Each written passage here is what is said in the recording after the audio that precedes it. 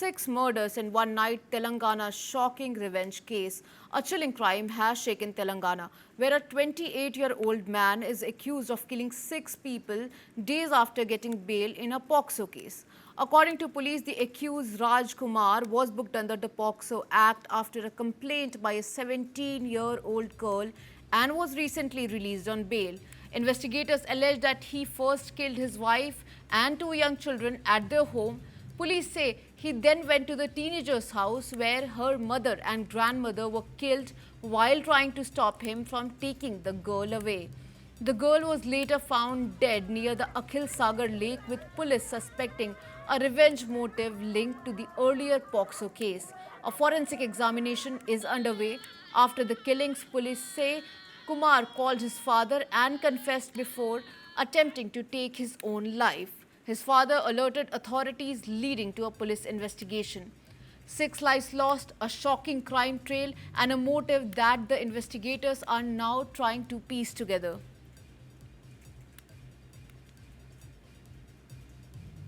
So after the killing, the police said that Kumar called his father and confessed before attempting to take his own life. His father alerted authorities after the confession, and which led to the police investigation in the case.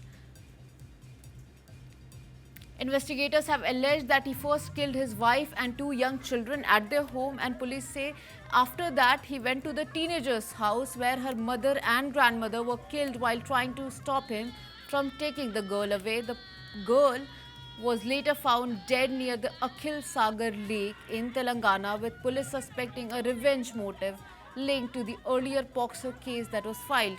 A forensic examination is currently underway to determine how the girl was murdered. According to the police, the accused, Raj Kumar, was booked under the POCSO Act after a complaint by a 17-year-old girl and was recently... My colleague Kabir Naqvi is joining us on the phone line. Kabir, this is a shocking crime trail. What more updates do we have on this case?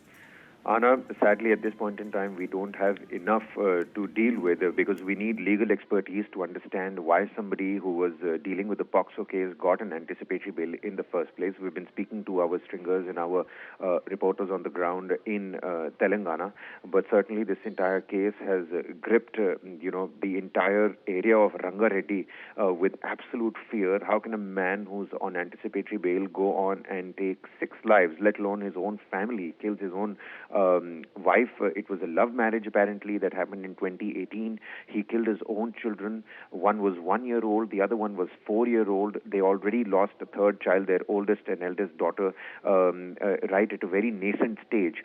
There were behavioral issues, according to the police, with Rajkumar, like you pointed out as well.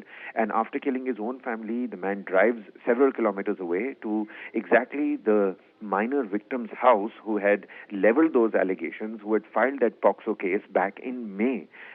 Not only did he kill the mother of the victim, he also killed the grandmother. There was also a disabled sister in that house, which again helps us give a little bit of an insight about how the mind of a killer essentially works. That disabled sister was left absolutely unharmed.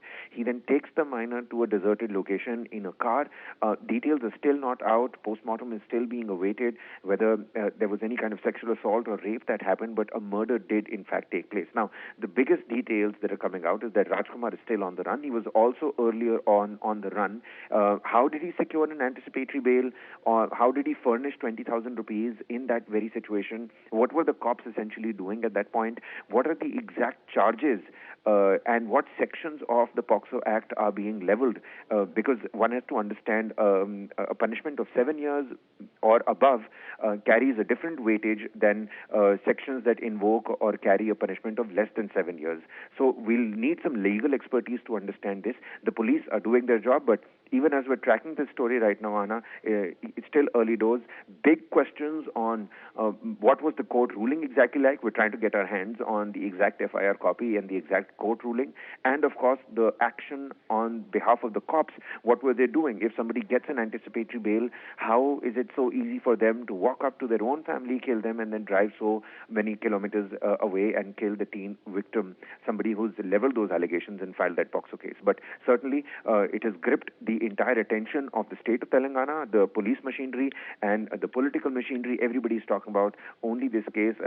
Just to tell our viewers, they can vouch on News9 to bring them the latest. Anna, back to you. Well, as you said, Rajkumar was out on bail, and concerns have been raised for multiple years now that the POCSO Act is weak. People get bail easily, and do you think that the law needs reform, the POCSO Act?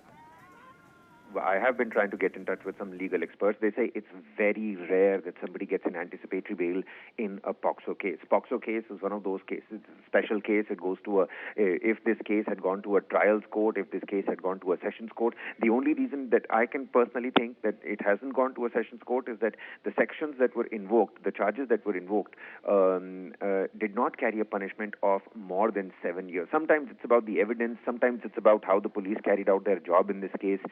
But to say that POCSO case is a little weak is not the right thing to do at this point in time.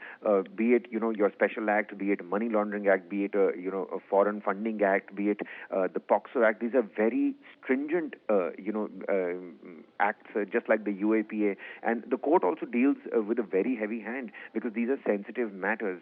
Of course, there are a lot of acquittals that have happened. That's what the data tells us in POCSO cases. There are some fake cases that are also leveled. But, that can't be a precedent to look at this particular case because we already have one evidence, which is that this man has clearly something going wrong on the behavioral front, and he's also gone on and killed his own family.